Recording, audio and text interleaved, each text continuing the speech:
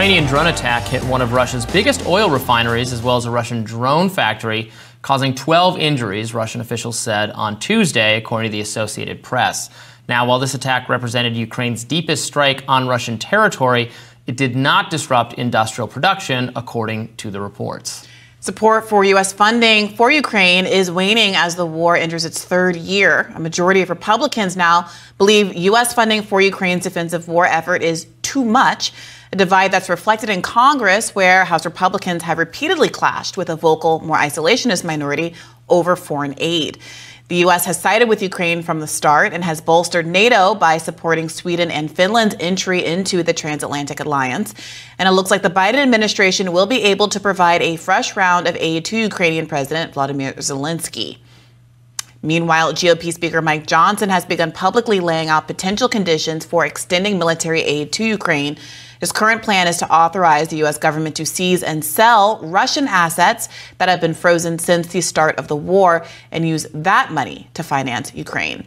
Economist and Columbia professor Jeffrey Sachs joins us today to help make sense of the status of the war and this funding issue. Welcome, Professor Sachs.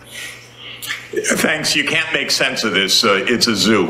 If I am just hearing now, if the plan is to illegally seize Russian assets, well, kiss goodbye to America's role in the international monetary system. There are just limits to what you can do, though I don't think our members of Congress really understand much about this.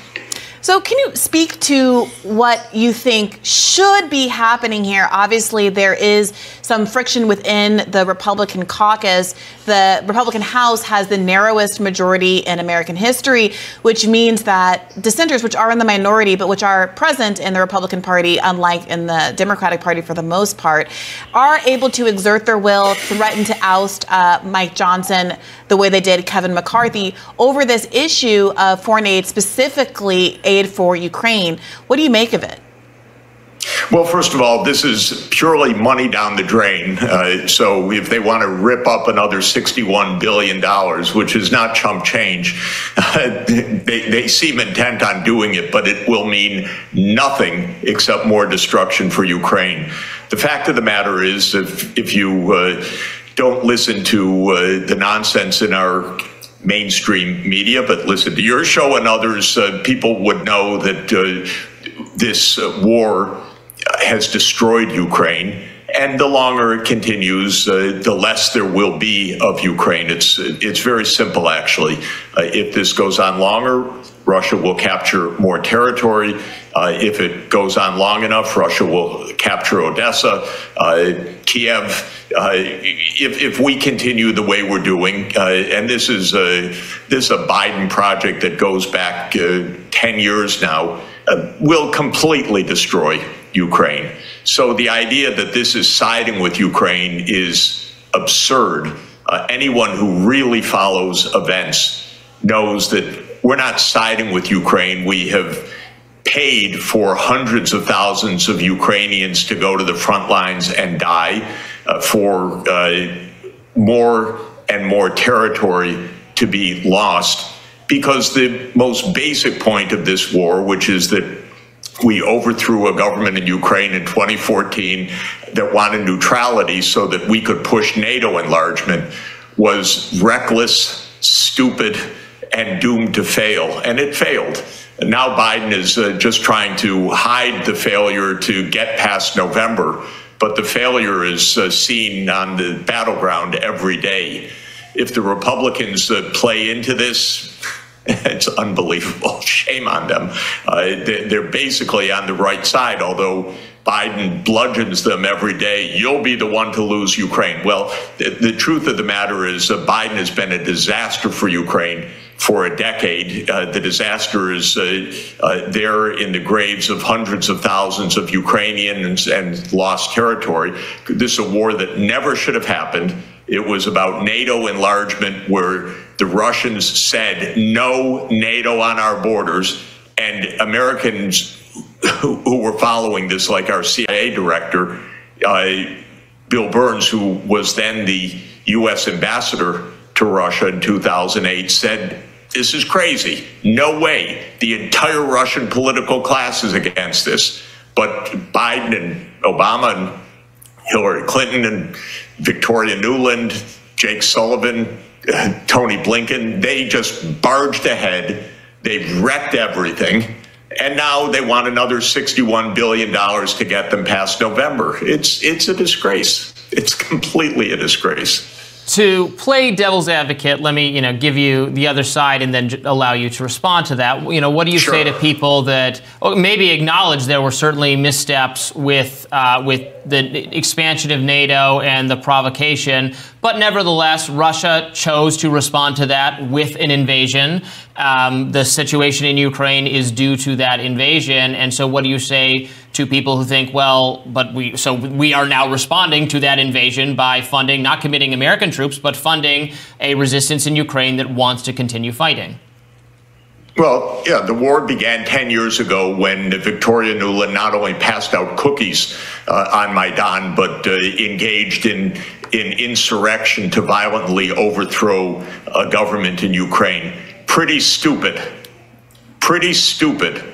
to have a regime change operation on a country with a 2,000 kilometer border with Russia. That's our American foreign policy. That's when this war started.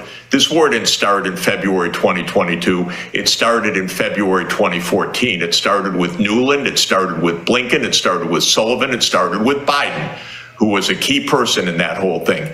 And then the fighting went on for 10 years. And then in December 2021, Putin said, look, stop the NATO enlargement. We can avoid an escalation.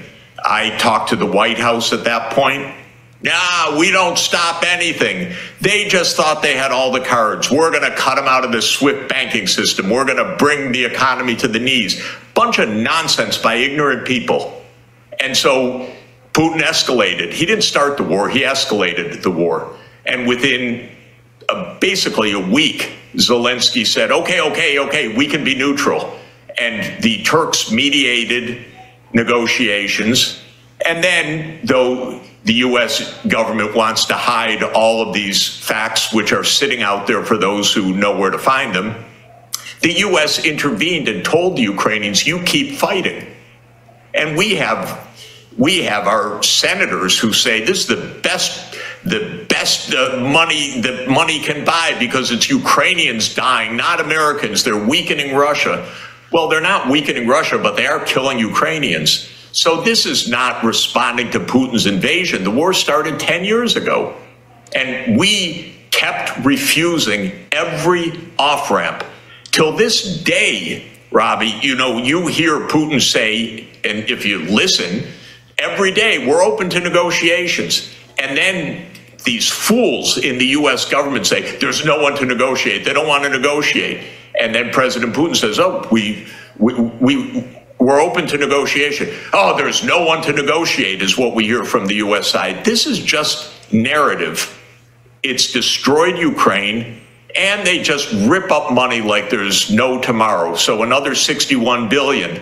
And now I hear from you that the latest plan is to take the illegally confiscated assets of Russia, because there's no legal basis to do this, and use that. That'll be really great for the international financial system, I'll tell you, because these are people who don't think ahead one day.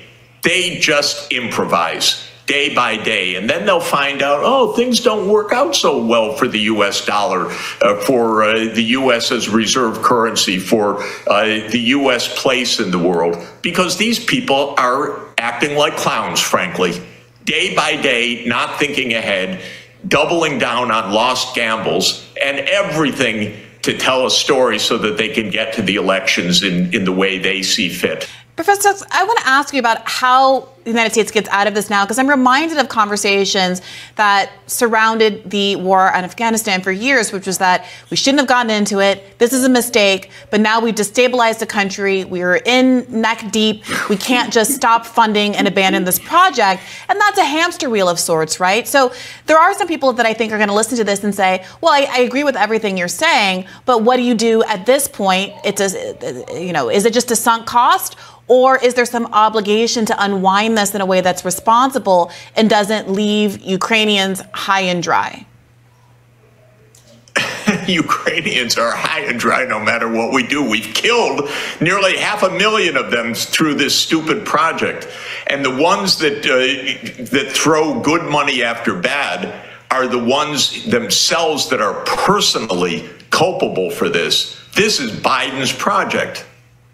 So this is the first starting point. You don't throw good lives after those already dead and good money after bad when you have an absolute failure and disaster on your hands. By the way, this is like every American effort. I'm old enough to remember Vietnam. The same words said about Vietnam. We do this over and over and over again in the U.S. because our so-called leaders have no sense and they don't think ahead. So yes, we have to stop this. But the one thing that we don't do, and it's really a bit of a mystery to me, it's the worst I've seen in my whole lifetime, we don't negotiate. Does Biden call Putin and say we need to talk? No, that would be weakness. That would be appeasement. They don't even have the idea that you negotiate anything. And, you know, if you try everything by a military approach and a failed one, and you do it in these proxy wars where it's the people themselves in these countries that are dying on the front lines, and you don't know anything about diplomacy, well, you make a complete mess of the world. And so the answer is, the first thing is the U.S. and Russia should talk to each other because there's a cause of this war, and that's NATO enlargement. And by the way, that's no secret, and that's not propaganda. Even the Secretary General of NATO, Jens Stoltenberg, said that absolutely explicitly, as did the top negotiator for Zelensky, David Arakhamia. This is a war about NATO enlargement. So why doesn't Biden call up Putin and say, you know what, we got to stop the war, and that whole NATO enlargement that I was party to going back to the 1990s and to 2014 coup and all, that was a bad idea. Let's figure out how to stop the war, recognize mutual security, and stop the bloodshed and massacres in Ukraine. If Biden were really acting like a president, that's what he would do. It's been about a year since a group of economists wrote an open letter about you, accusing you of denying the agency of Ukraine, peddling Putin talking points, all of those kinds of things. It's a year later. How do you respond to them? Well, I don't respond. I tell them, I told you so. I told them so from the beginning, that this would be a complete disaster for Ukraine. People don't want to hear this. They don't understand. They don't know enough about American history. I told them Ukraine is going to be like Afghanistan. And boy, is it like Afghanistan right now. So they didn't want to hear, that's not right, that's not fair, Professor Sachs. I was telling them facts. I was giving them some good advice. They didn't want to hear that. They wanted to hear about victory, glory, how Ukraine's going to succeed, that great counteroffensive, all the rest, all the baloney. But I said from the beginning that this would be a disaster. I said this is just the latest neocon debacle. And I said explicitly it was going to leave Ukraine like Afghanistan, and it was completely avoidable.